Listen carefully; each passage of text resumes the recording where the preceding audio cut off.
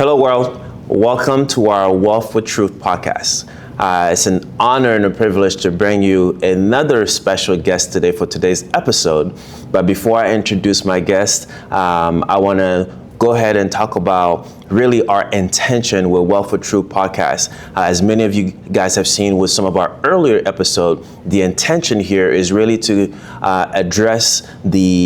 to highlight different leaders in different industries and allow us to connect with you guys all over the world. So that's one of the reasons why many of our episodes, you'll see English and French subtitles intentionally to allow us and help us connect with as many of you guys worldwide. Because ultimately, us as immigrants ourselves, although not all of our guests are immigrants, it's important for us to be ambassadors of our culture, but also be ambassadors for people overseas looking to learn more about American culture and so forth. So with that said, I want to go ahead and introduce my co-host today, Mr. Kevin Kabore. Okay, so I'm happy for this episode again.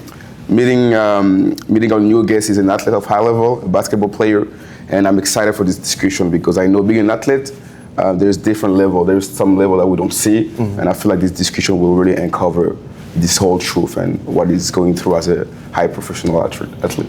Awesome. So ladies and gentlemen, as we prepare to go into this exciting interview, again, with our brand being Wealth with Truth, we're going to go into all kinds of questions today, the professional aspect of what our guest does, but some personal questions as well to help us make this as personable as possible. So today our guest is Drew CISSE. As you can tell by the last name, we're family, it's my nephew. But what I respect the most about our guest's story is overcoming challenges. And this is a common theme that you guys will see with many of our interviews and guests we have. They've all transpired certain challenges because ultimately we know that life happens to everybody.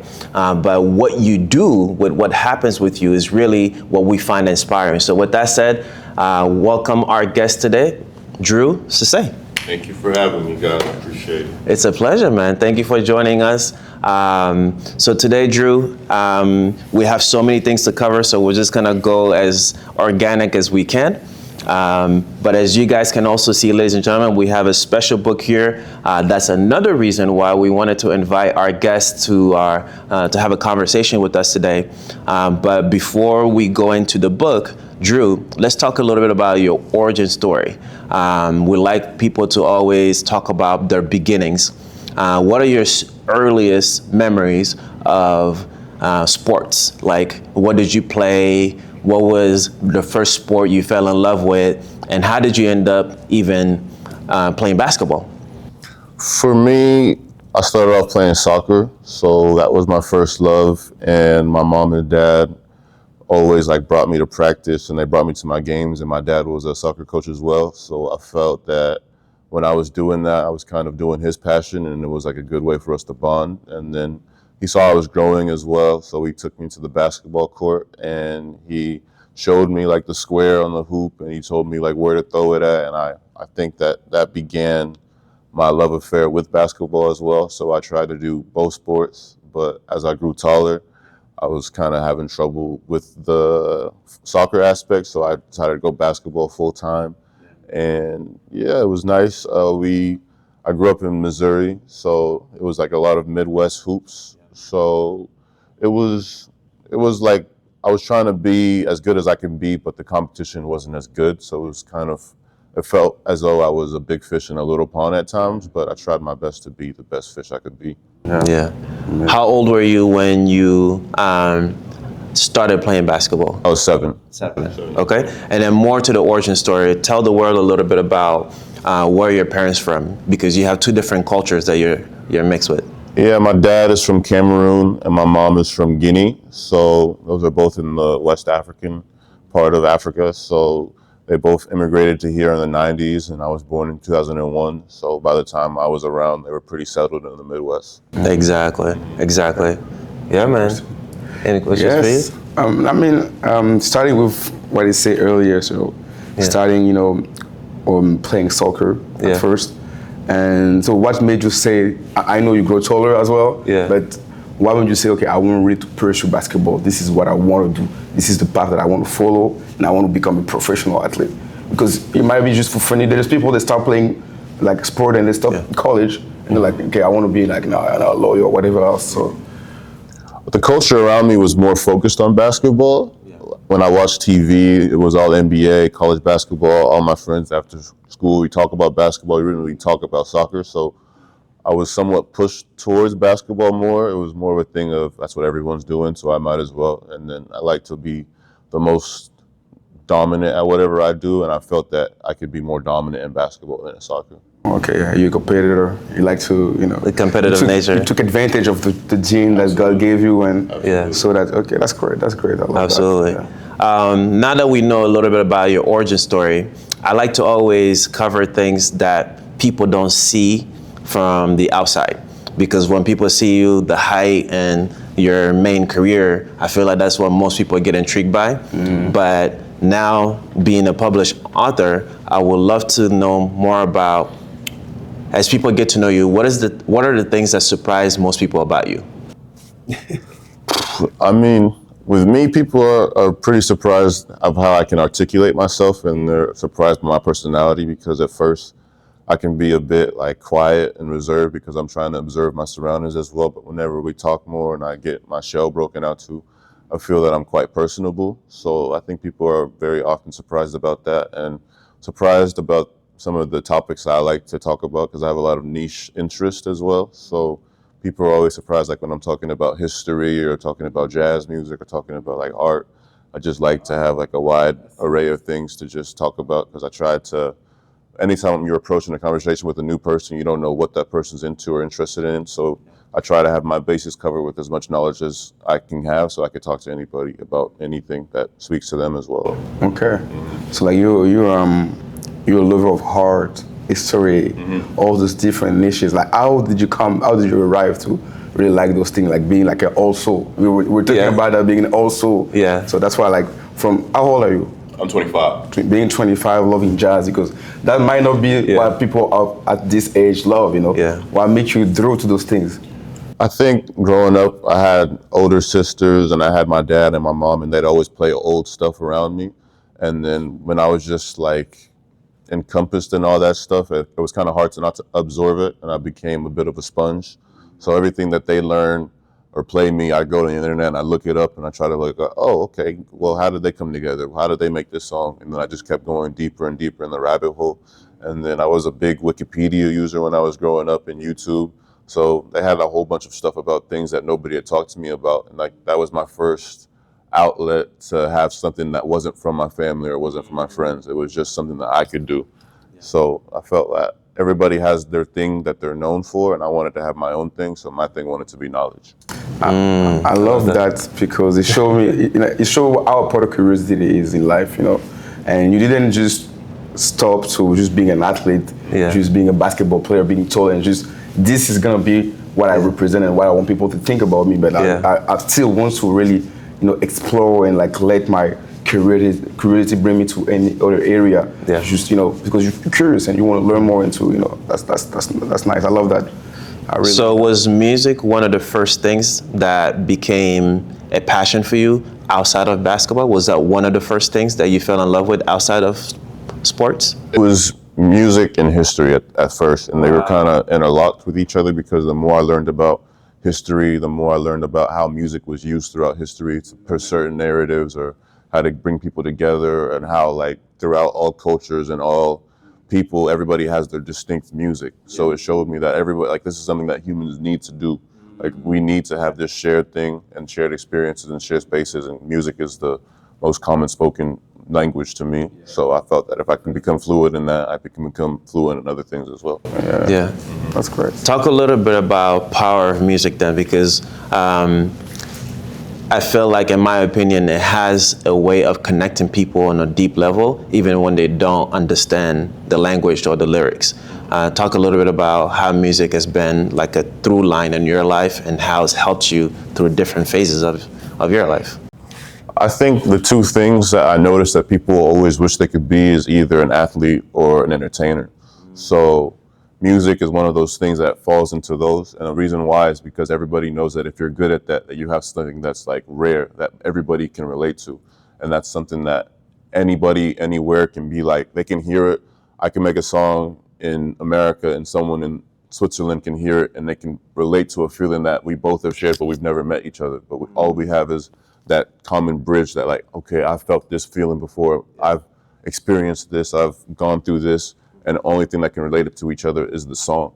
So I feel like as many people as there are in the world, there's a way that we can bridge the gap between each other. And I think that those are the things that we can share together because they create human emotions and are part of the human experience. Absolutely.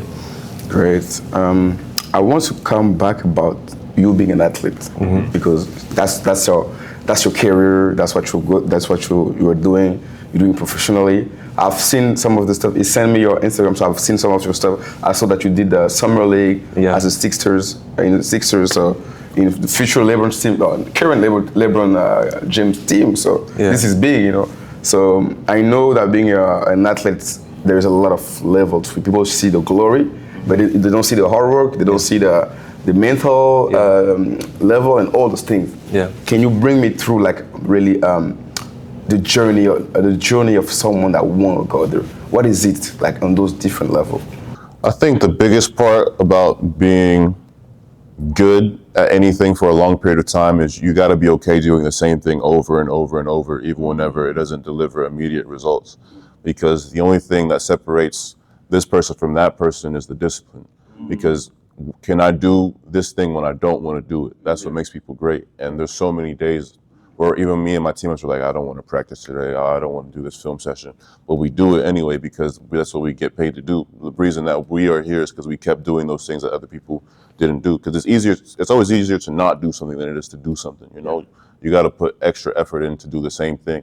And it's not easy to be like in an empty gym doing the same drill over and over and over again. And you're not sure like why it will relate to why I got to do this. This is so pointless, so boring. But then in the game, that thing, I mean, you might have trained 100 times to do one thing, but that one thing can make or change the game, that can make and change your career. So you got to do things over and over with no guarantee of a final result. I think that's the most difficult part, but I think that's the most rewarding part because whenever you see it come to fruition in real life, you're like, that's why I worked so hard. That's why I had to sacrifice all the fun and stuff I could have been having, or I had to miss all these things because I wanted to be great. And I think that's the pursuit of greatness. You mentioned something earlier that to me is a common characteristic for anyone that's successful, which is discipline. Talk to me a little bit about why is discipline sometimes has a negative connotation to it? Why is it fear? Why is it that some people potentially find it uncomfortable? Because I think there's people who are motivation based and there's people who are discipline based. And being motivation based, you have like a lot of highs. Like you're like, okay, it's New Year's, I have my resolution. I'm gonna get in the gym. I'm gonna learn a new language, and it's exciting. It's quick, you know. You have this quick bridge, and you have this fire. But you know, they say the candle that burns twice as bright lasts half as long because you can't replenish it. Because motivation, it has to come from somewhere. It can't come from yourself. You got to be pushed to do something. So it's easy to go on the first day, the second day, the third day, but the 17th day, the 18th day, the 19th day, it's easy to be like, oh, I can just take today off. It'll be fine. But tomorrow, taking today off, we turn it to tomorrow off. I'll get to it next week, next month. That's where the lack of discipline comes in. So it's not easy to be sitting down, because for me, the hardest part about the gym is getting to the gym. Because once I get there, I'm like, okay, I can do this, I'll do this, I'll do this.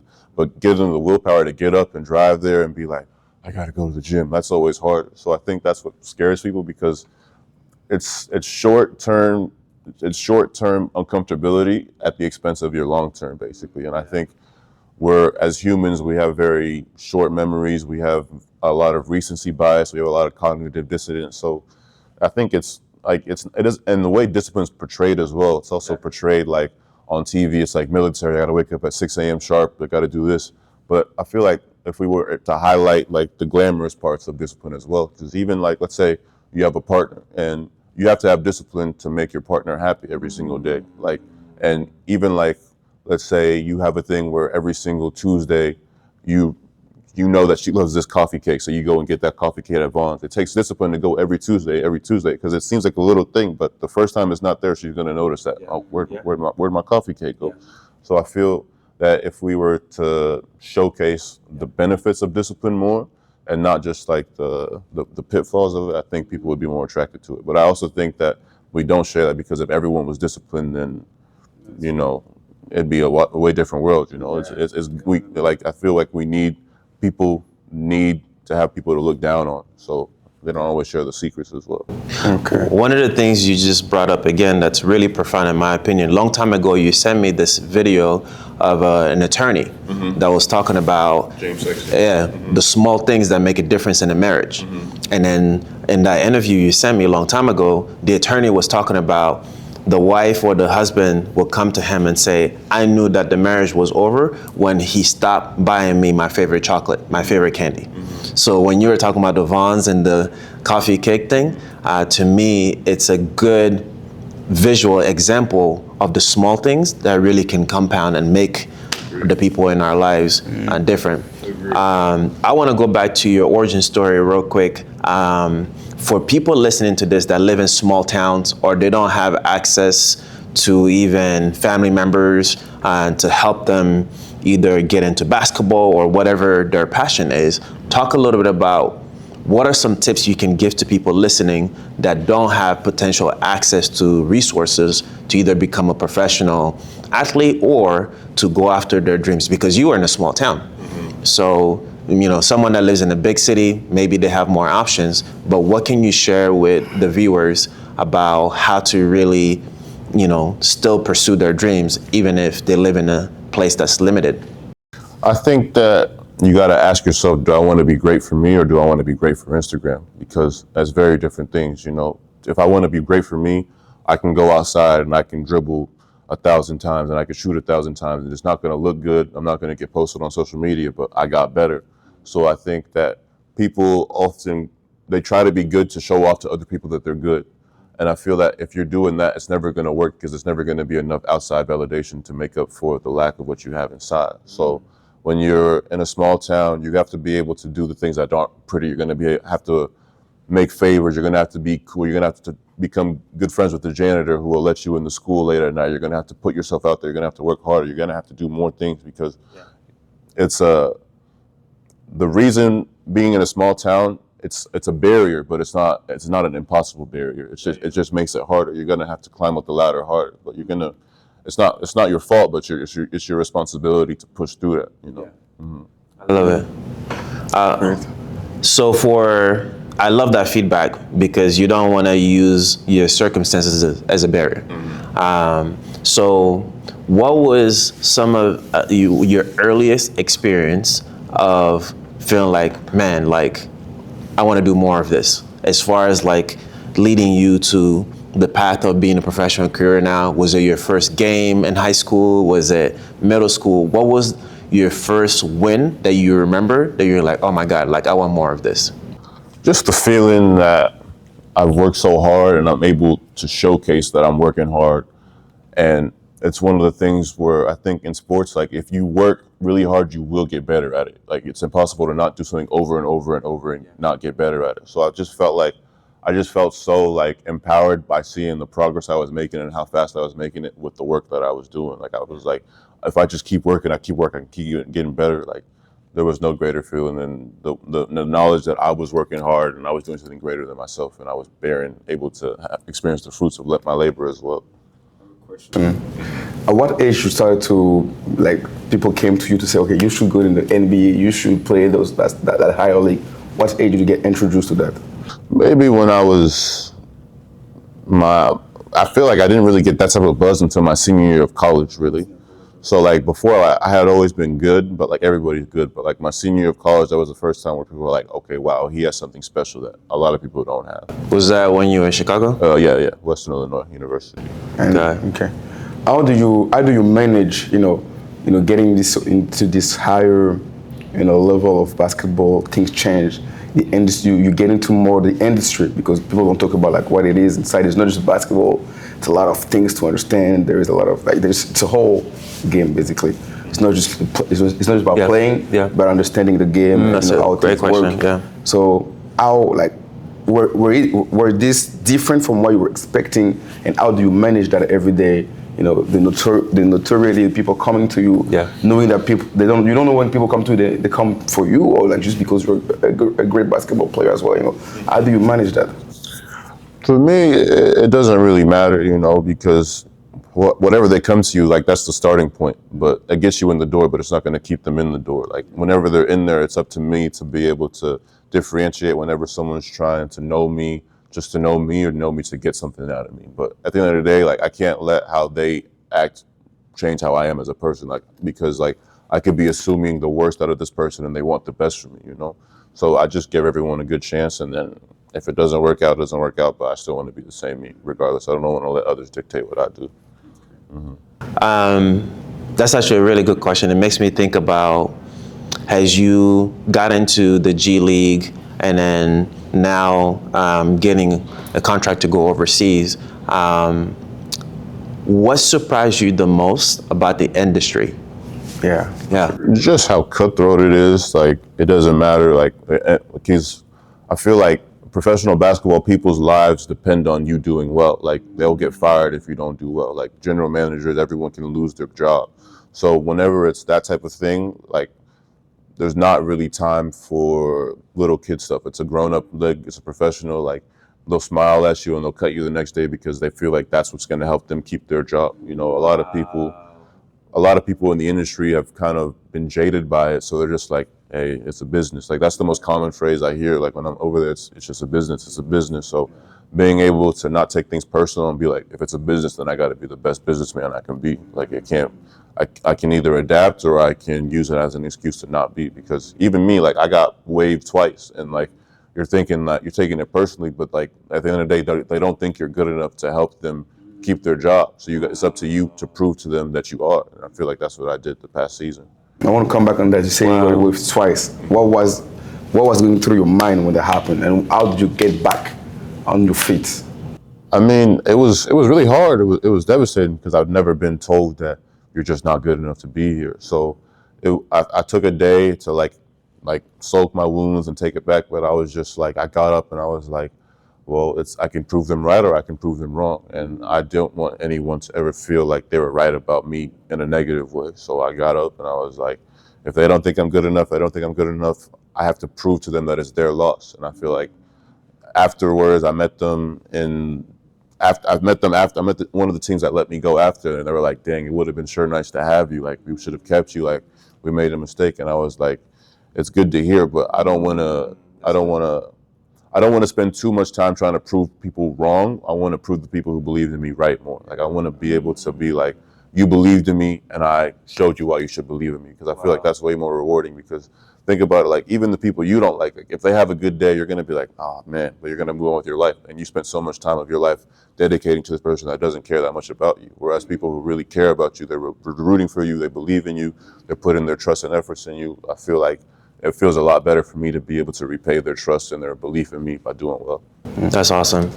Yeah, quick. There's a thing that came into my mind when you were speaking. Okay, so the importance of knowing the potential that you have, that's what helped you. You got waived, that's true, but you knew that you like what they thought about you wasn't the right thing, and you were capable of way more than that, and you were ready just to put the work, not give up, because it wasn't the end for you. You knew that you could have done better, and you just push it and show better. And I feel like that's great. That's a great example of sometimes life can throw things at you, and you just have to take those time, reflect, and keep going, keep pushing. I think that's the story of life, going through those challenges. Absolutely. So for audience members that are listening that either want to get into or become professional athletes, or even specifically for basketball, what have you seen change over the years, and what would you advise for people wanting to get into the game now? What do you feel like has changed, and what should people look out for? I think the biggest thing is social media. I feel like a lot of basketball has been geared towards looking good for the cameras instead of being actually good at basketball. Wow. But there's a big, like in professional, like they still would much rather you be good at basketball than be good at Instagram. So I feel like keep the main thing, and I love that. I think be willing to do the things that no one else wants to do, because there's always going to be a job for people who do the things that people don't want to do, because it's just logical. Like if people don't want to do it, they're going to shy away. So if you're like, I'll do it, you're always going to have a job. And like I feel like my role on the team, like I always do the things no one else wants to do. And like that's why like, I force them to keep me around, because I'm like, if you don't keep me around, things are going to fall apart. So you have to try to be indispensable to whoever you're with. Yeah, I love that. Actually, that's great. that's a perfect answer. Yeah. That leads me to another question that just came to mind. In the last 6 months, you've been to Canada, you've been to Senegal. What am I missing? Morocco, Tunisia, Tunisia. America, obviously, and I've been to Turkey. That's 6 countries in 6 months. So the next question is, you're having to deal with so many different personalities. Because you and I talked about this a while ago. How do you like break the ice when you show up with new team members with all of this different ego in the room? What's your way of making that an easier transition for you, but also for your teammates? Because you guys have to work together. Like you said, it's a business, it's a job, but that's a lot for 6 months. So what's been helpful for you to kind of break the ice and connect with people? I just try to be myself, and I try to go the extra mile. Like I know if I'm going to them, it's on me to be able to show them, okay, here's this new guy. Let's accept him as one of our own. Because I think it's human psychology. Whenever a new person is introduced to the tribe, they're going to be judged quite harshly because they already have their tight-knit group. So I think I just go the extra mile to show that, hey, I can be one of you. I'm not trying to change things around here. I'm just trying to enhance what you guys already do. Like anything you guys need me to do, that's what I'm here to do. And I think that they respond well to that because they know I'm not trying to come over and take over. I'm just here to be a part of something bigger than myself and be a team player. That's awesome. But tell me more, give me some examples. I want people listening to hear some of the examples you're telling. Is it like silly stuff you're saying? What are like the tactics that you're using? Because that's a lot of different personalities, including the coaches. No, I'll just try to, go up, give them a big hug, or I'll tell them a joke, and I'll be like, hey, is it hard being as amazing as you are and being like the greatest person? Like, is it hard doing that? Like, I want to know, I want to be like you when I grow up, man. Like, how do I do that type of stuff? So like, I'll just try to make them crack a smile. I think we're all kids at the end of the day. Like, we're all big kids. And I think the same way you approach a kid is how you would approach an adult, because, you want to try to hit them where it's going to resonate with them. So if I see like they're more serious, I'll be like, okay, it's time to be serious. I'm going to be serious with you today. Hi, Captain. And then like it cracks a little smile, and then we keep pushing, just however I can break their shell, I try to attack that. That's awesome, man. I love that. That's what I wanted to hear. So recent travels, we won't talk about the places you didn't like, but for the audience, what are the places you love the most and why? I love playing in Morocco a lot. They have a really good basketball culture, and our friends from Tunisia traveled over. It was like 3,000 people all coming to root just for us playing basketball. I was like, this is a bit mad. Like they have smoke, they have flares and everything. They have big fit chants. They met us at the airport, and I was like, I just love that. There's things in the world that people just unite around it, and like you never think about like a tiny pocket over here could impact so many people, but like it really affects a lot of people's lives, like sports. Yeah. So it was really nice to play in Morocco. I love playing in Senegal. Again, really nice basketball culture and really good people. Like I just love places where there's a culture around basketball, basically. Yeah, it makes it easier for you guys. Yeah. So from what I heard, you love playing in Africa. So what's different about playing in Africa? What do you see? What's different that you've seen? Playing culturally, what was the difference?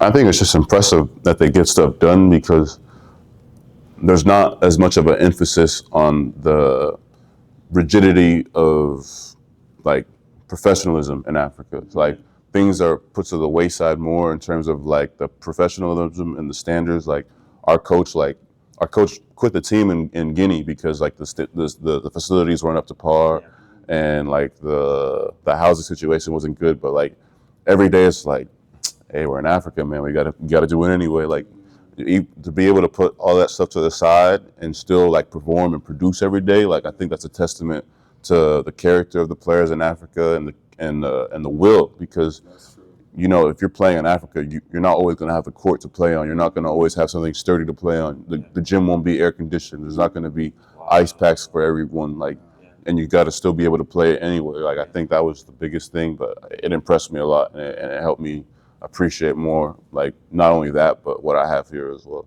And I want to be some kind of whistleblower about that, because what you say is so true. Yeah. I feel like we have talented people in Africa, talented players, but the condition in which they have to grow the talent are not well enough. Like I would say, people that are supposed to make it better are not really doing it. Yeah. So it makes it hard for those great talents. Yeah. And that's why you see that here in the whole world, the greatest league is America. Because they put the work, the system about basketball is just built in a way that, from a young age, it's very competitive. Yeah. I went to my nephew basketball tournament in last month in Vegas. She's like 12, and you see it's like a national. Yeah, it's a big deal. The structure and everything. Oh yeah, the I'm support system and the resources are amazing. They're 12. Look at what they're doing. It's like a big tournament. Yeah. 3 days in There's adults in Africa that wish they could get that same support. And they're growing that culture until they get in college. So no wonder why they're that good. Absolutely. And I feel like even in Africa, this is something that we need to build more a culture on, helping more of the player reaching their dream, and building also great leagues. I feel like we can build great leagues. Absolutely. And, we have the talent, they have the gene, they have everything. So Agreed.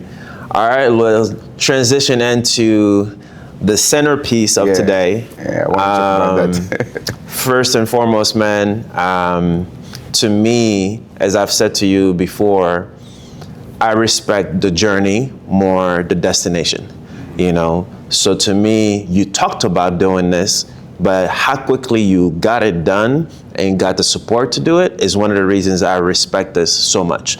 Because he was literally walking around the house and on his phone just typing up notes, and then late at night typing, and then so talk to us a little bit about why the book, and then talk to us a little bit about the season before the book that was really challenging.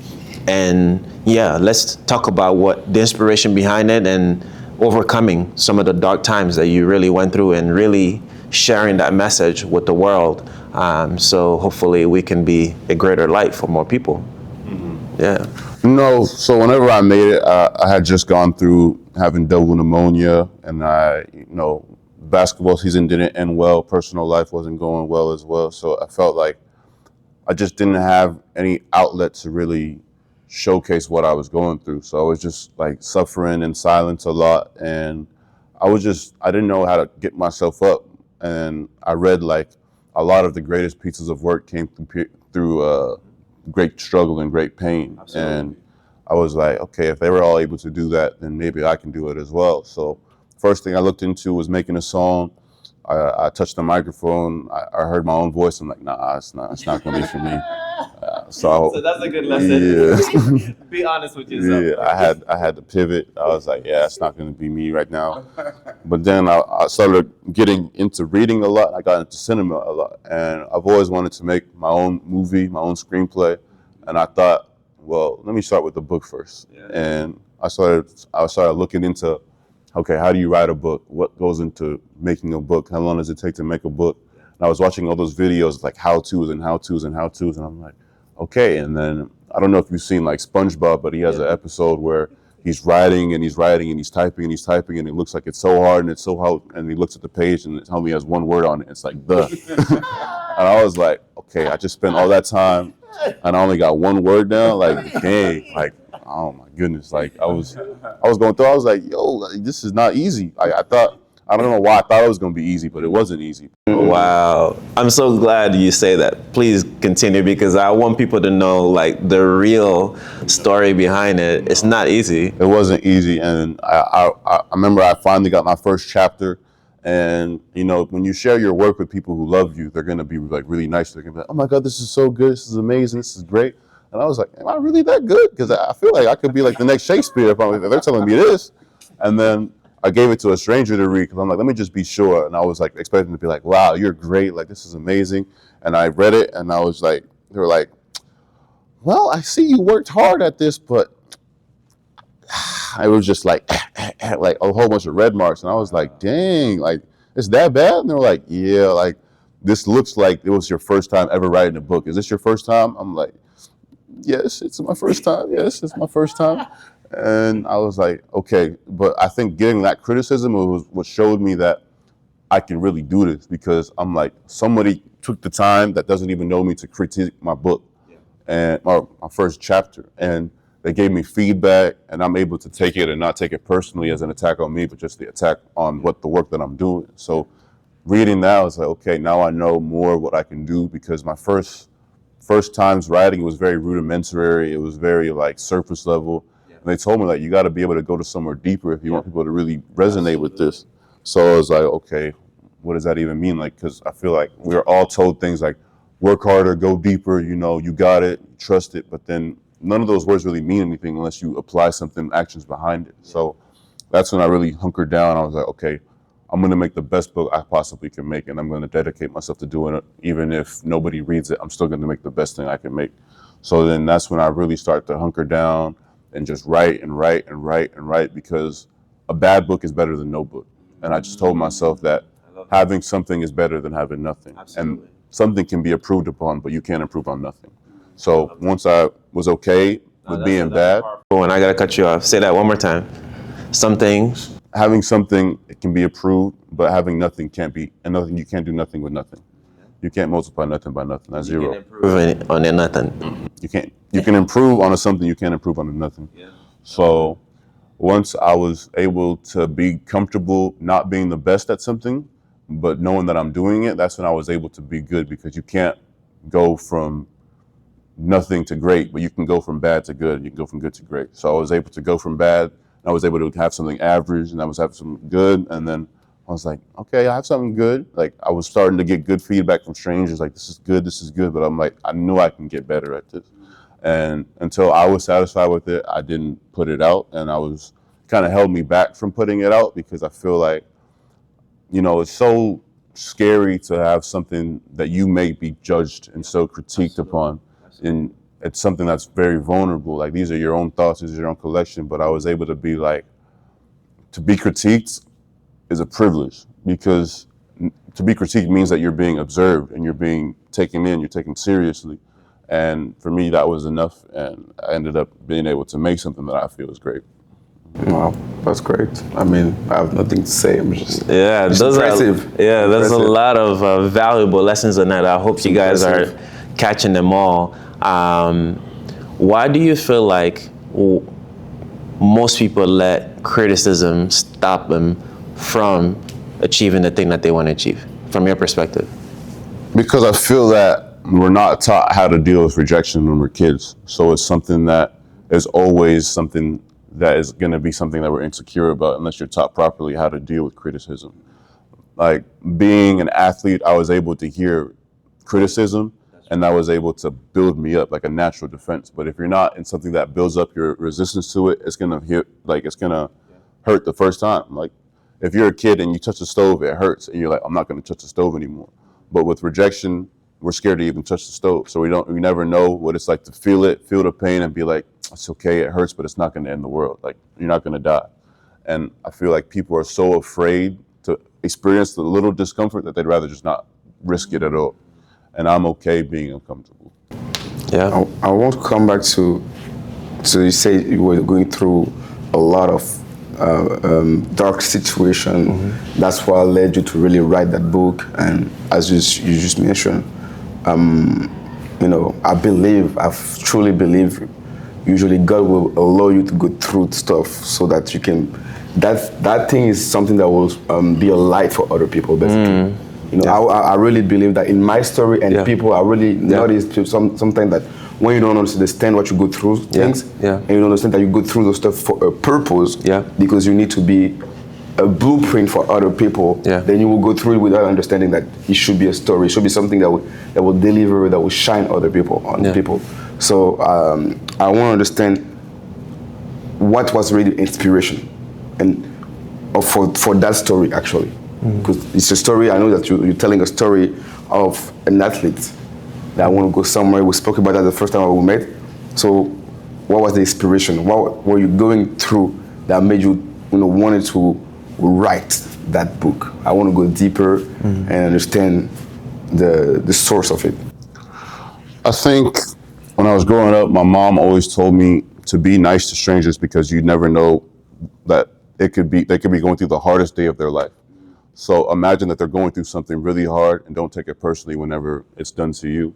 So it's got me thinking more, branching off that quote. And I was like, we see all these stars on TV and we see all this stuff, but how many times do we see like, we're surprised that a celebrity dies? You're like, oh, I didn't even know anything was bad with them. But then you go through and they do the documentary and they're going through so much turmoil and so much pain. And you're like, wow, like they really had a brave on face when they were doing that. I never would have assumed they were going through all that stuff. So I wanted to write something about someone who's going through hell and they're still trying to mask it and still trying to perform like everything is okay. So I felt that the best way I would be able to do that was to tell it through an athlete because that's something I can relate to. And an athlete is someone where it's something that you see them and you assume that you know everything about them based off of what you see, but you don't because you only see them on TV and you see them when they play, you see them when they're interviewed and their Instagram or their social media. That's what they choose to show you. But you don't know that yesterday they relapsed into drugs. You don't know that they were going through an argument with their spouse. You don't know any of that stuff because why would they tell you, you know? So I felt that if I could write something, it could show people that, yes, we're all going through our thing and we're all trying our best to make look like the best we can, but we don't always have to perform. It's okay to be able to be like, you know, I'm really messed up right now. I'm going through this right now. And it's able to be not only honest with other people about that, but to be honest with yourself. Because I think that the person we lie to the most in the world is always ourselves. Because we don't want to believe certain things about us that might happen to be true. Like you notice that anytime anyone does something bad, the first thing they say was, I'm so sorry, that's not me. But whenever they do something good, they never say, that's not me. They're like, yeah, that's me, I'm good, it's my character. And my thought is, it's all a part of us, the good and the bad. If you do it, it is you because you are what your actions are. And I think that if we're more honest with ourselves about that type of stuff, that's whenever true self-improvement and true progress can be done because I accept that I've done bad things. I accept that I've done things that I wouldn't want my daughter to do or my son to do. But knowing that I can do that is that I can learn things and I can push myself to never do those type of things. Whereas people are just like, that's not me, that's not me. That's why they keep doing it because they assume that they can't work on it because it doesn't come from themselves. Wow, that's powerful.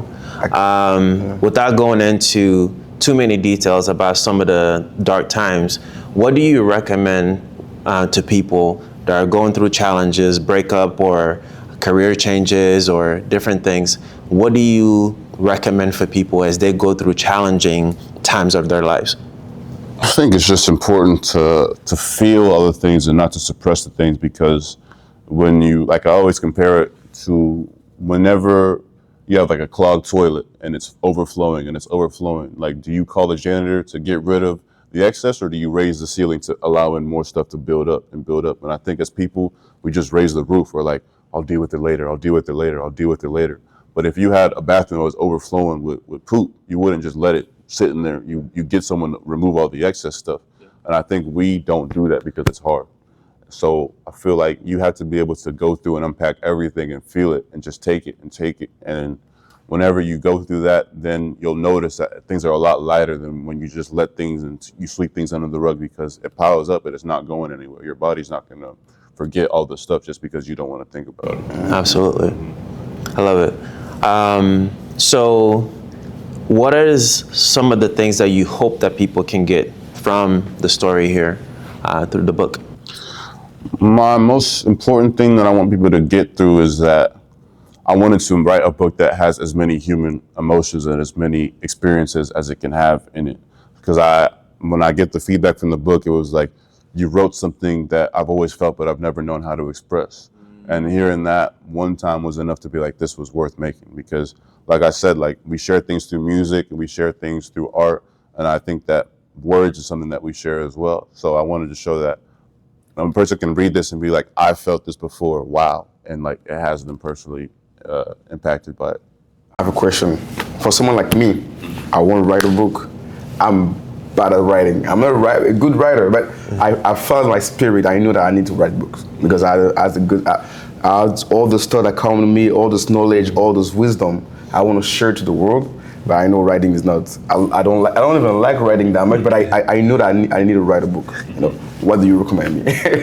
I'd recommend How should I start?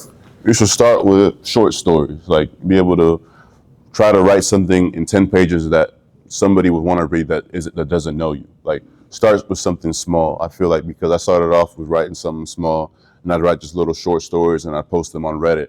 And then like that was like at first they weren't good obviously, but I kept doing it and I kept getting better at it. And you find out story structure and narrative structure and you find out things. The only way you can find out is by actually doing it. Like as much as we put a lot of artificial barriers on ourselves. Like we tell ourselves like, I can't do it.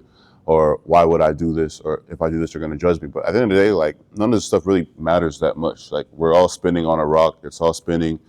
People have been here way before us. People have been here way after us. Like in this little spot here in the year 1600, there was Native Americans here and they have whole stories and none of it matters. But I'm sure they left a lot of stuff on the table that they wanted to do and they didn't do because they were scared of being judged. At the end of the day, you're going to either do it or not do it, or people are going to judge you regardless. So you might as well do something worth being judged for than do nothing. Yeah, I need to start then. I need to start somewhere. That's a good motivation for you. Yeah. Oh, Okay. man. So with the book here now, you mentioned some of the great feedback you've gotten so far. Tell us more about what's really made it worthwhile. What are some of your favorite feedback that you've received so far? Going on Amazon and reading the reviews, like whether it's positive or negative, it's just that people are dedicating their time and energy into reading something that I produce. Like they could say something that's just terrible, they could say that's good, and just reading it and seeing it, I'm just like, wow, like I matter enough to someone to like leave something that let them know that I wrote this and I appreciated that you wrote this. Like for me, that's enough. Like because feedback is fickle, before I published the book, like I went to look at the reviews of every single the most loved songs and the most loved movies, and you click on the negative reviews, and they all have negative reviews. Like it doesn't matter if it's the greatest thing ever made. The Mona Lisa has negative reviews.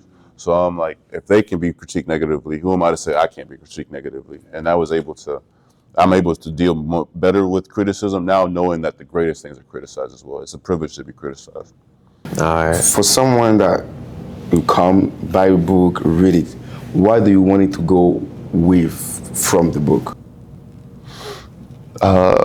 Just that life isn't black and white, it's gray a lot. And you don't have to put something in a defined box in order to experience something that's real. It doesn't have to be, well, he's good because he did this, he's bad because he did this. He could just be good and bad. I wanted to make a book that was as morally gray as I could, as ambiguous as I could, because you can read it and you could take sides with any of the characters, you can go against any of the characters. You need to be valid for doing it because everyone that reads it has a different favorite character, which I didn't want anyone to have like, he's the best person in the book, she's the worst. Like I wanted everyone to be balanced as well because I think as humans we're all balanced.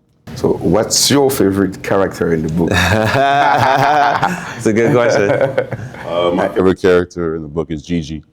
She's a French model in the book, and she's one of the main characters, like co-part, and I liked her a lot because I think that she has a lot of traits that I want to have that I don't have. Interesting. That's amazing. That's amazing. See, Yeah. Writing a book, you write a book and you can write the character that have traits that you're even like trying to get, and Exactly. but you can write that character so perfectly. You're like, wow, damn, I want to be like my character that I'm building. Exactly. That's funny, Yeah, like, as an inspiration. yeah, that's great. So tapping into some of the things you mentioned earlier, you use movies, songs as inspiration. And I know this is a difficult question, but I'm just intentionally putting you on the spot. Some of your favorite movies of all time and some of your favorite artists of all time, and why? I mean, I put them all in the book. Like I felt like I try to pay homage to a lot of my favorite artists and favorite movies because I'd take a little piece or a little line from the book. Like obviously my all-time favorite artist is Kendrick Lamar. So the way he writes some of his longer songs, it's like a movie, it's like a book. And like every album he chooses, he's like, this album's gonna be like a TV show. This album's gonna be like a movie. This one's gonna be like a book. So I felt that I wanted to like write about how he would write. And obviously you can't be him, but I wanted to be as good as I could. So I wrote in that. Some of my favorite movies. One's called La Haine. I watched it with you because I wanted to make a book that was like narratively like dizzy. Like you go from here to there and there and there and there. Like I wanted to write something like that. The Dark Knight by Christopher Nolan with Batman. I felt like that was one of my favorite books. Yeah. I like Shawshank Redemption as well. A lot. Forrest Gump, like Malcolm X. That's Classics, I put it all in the book. So That's awesome, man. And you being in basketball for so long, who are the greats that inspired you, for lack of better words? Hakeem Olajuwon. He inspired me a lot. His name is Quincy Acey, and not a lot of people know who he is, but he played in the NBA for a few years, and his main thing was just being an energy guy and doing all the dirty nose work. And I feel like I can identify with that because I love getting my hands dirty and I love doing the things that no one else wants to do. And I felt that you can learn more from somebody who's not as well known because it's a craft that is traveled, but it's not well traveled. So if you go on a path that's not well traveled, you can be someone who alters the way the path is as well. Whereas if somebody like Michael Jordan, like everybody's already trying to be him, you can't write too much on that story. Whereas you have more room to play with somebody who hasn't been as heralded. Absolutely. That's amazing. Well, thank you so much, man, for being here with us. As we prepare to wrap up, what is a message from your experience that you would want the world to know more about? What's something that you feel like if you could change the world, if you could inspire more people, what's something that you would want to address more directly to the world? I just encourage people to look more deeply at things because we all see the tip of the iceberg of everyone, but anytime you go deeper, you see more. There's always more to be experienced. There's always more to be learned. Like, don't listen to the first thing that you hear and don't believe the first thing that you see. Be able to be like, okay, why are they showing me this? Who's funding this? Why are they showing me this? How are they showing me this? Like, being able to ask all those questions will be able to show that, okay, things aren't maybe what they seem. And as well as you can do that with yourself as well, because we all have tendencies and we all have instincts. It's good to ask ourselves, like, why do I do that? Why do I shy away from confrontation? Why do I like to do things that make me comfortable, but I'm terrified to do things that aren't comfortable? Because if you go deeper and address the source of that thing, you might find out a lot of stuff about yourself that you never would have if you didn't look deeper in the first place. That's true. I love that. I love that. That actually makes me think about a couple more questions. The younger version of you, what's the message you would want to tell them? Buckle up, man. But I don't want to alter anything he's gone through because I wouldn't be who I am without it, but just be like, take it all in and enjoy it, because we were going to look back on it and be like, wow, that was nice, or wow, that was hard, but I wouldn't be who I am without that happening. So just brace yourself. Absolutely. This is a fun thing I thought about as we prepare for the interview with you. I'm going to talk about categories of life, whether it's relationships, career. I just want you to give me one-liners of suggestions or, not suggestions, but actually advices that you've learned from these categories of life. Okay? So, family. What is something you've learned about family that you want the world to know more about, or deal better, to help them deal better with family? They're trying their best, and whenever they do something you don't like, it's okay to be like, I didn't like that. Awesome. Okay. Relationships. You get what you tolerate, not what you deserve. Okay. Professional career. Or basketball. There you go. It's a businessman, so you got to be the best businessman. I love it. All right. Your health. You are what you eat. So true. So true. Your spirituality. Let's say embrace the unknown. I love it. So don't fear what you don't know. All right. And then finances, or finances. If you can't buy it 3 times, don't buy it. I love it. I love it. All right, did I leave anything out? Any other category you can think of? No, I think that was perfect. Yeah. All right, perfect. Well, Drew, thank you so much, nephew. Appreciate it. Appreciate it, It was man. great Thanks for talking with you, having man. Yeah. Awesome. Great talking with you. Well, ladies and gentlemen, that is all for this episode. I'm sure there'll be more to come in the future, but thank you for being here with us today, and we look forward to connecting more with you in the next episode. Thank you.